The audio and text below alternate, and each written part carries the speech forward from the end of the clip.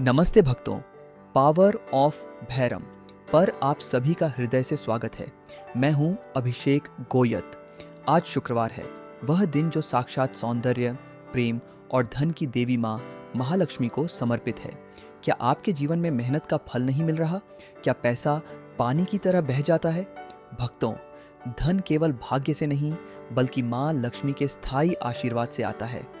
आज की इस महागाथा के पहले भाग में हम जानेंगे कि माँ लक्ष्मी आखिर किस घर में रुकती हैं और क्यों कुछ घरों से वे हमेशा के लिए रूठ जाती हैं।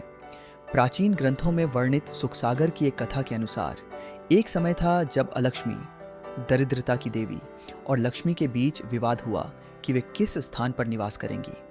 माँ लक्ष्मी ने स्पष्ट कहा था, मैं वहाँ रहती हूँ जहाँ शांति, स्वच्छता और मधुर वाणी होती है। इसी संदर्भ में एक बहुत ही प्रसिद्ध कथा है एक निर्धन ब्राह्मण विष्णुदत्त की। विष्णुदत्त अत्यंत विद्वान था, लेकिन उसके घर में दरिद्रता का वास था। उसकी पत्नी रोज उसे कोसती थी, जिससे घर का वातावरण हमेशा तनावपूर्ण रहता था।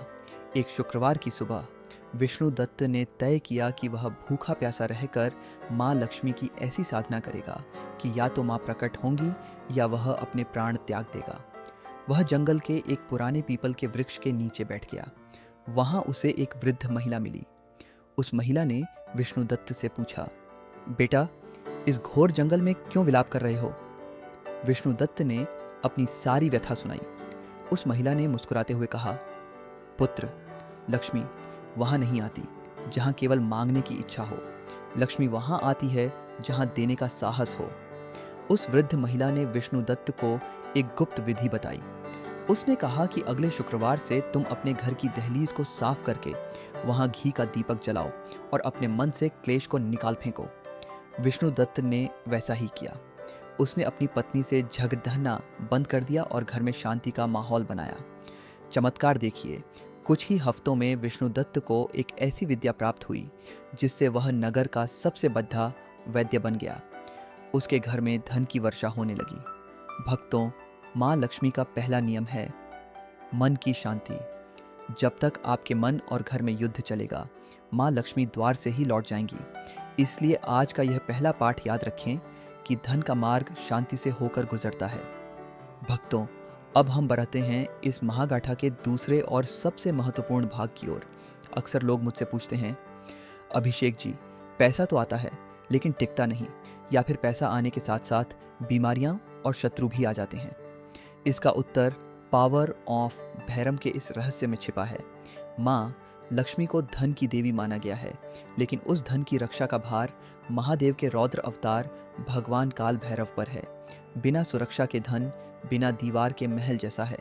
जब माँ लक्ष्मी आपके घर आती हैं तो उनके साथ सुख आता है, लेकिन बाहरी नकारात्मक शक्तियाँ और नज़र दोष उस सुख को छीनने की कोशिश करते हैं। यहाँ काम आती है भैरव शक्ति। शास्त्रों में उल्लेख है कि भगवान शिव ने माँ लक्ष्मी की रक्षा के लिए और ब्रह्मांड में संतुलन बनाए रखने के लिए भैरव को क्षेत्रपाल नियुक्त किया था। एक पौराणिक कथा के अनुसार जब समुद्र मंथन से लक्ष्मी जी प्रकट हुईं तो उनके साथ हलाहल विष भी निकला था। वह विष समाज की ईर्ष्या और जलन का प्रतीक था। भगवान भैरव ने उस नकारात्मकता को अपने भीतर सोख लिया ताकि लक्ष्मी के भक्तों को केवल अमृत मिले।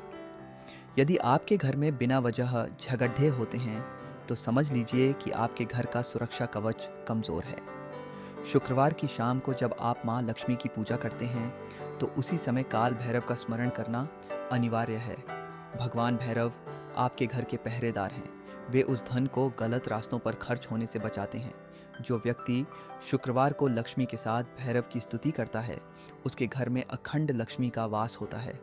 अखंड लक्ष्मी का अर्थ है वह धन जो आपको शांति दे, न कि मानसिक तनाव।